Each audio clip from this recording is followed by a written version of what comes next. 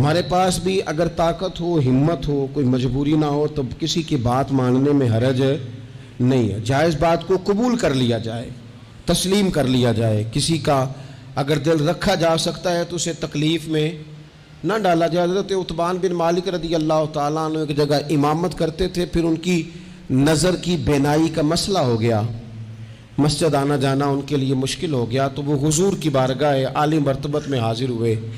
بات بڑی خوبصورت کی کہ یا رسول اللہ صلی اللہ تعالیٰ علیہ وسلم، اگر آپ کبھی میرے گھر تشریف لائیں نا،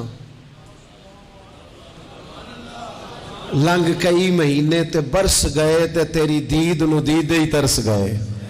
کبھی آپ آئے نا حضور تو ایک جگہ آپ 2 رکعتیں پڑھ دیں، میں جب تک موجود رہوں گا نماز ہی پڑھتا رہوں گا،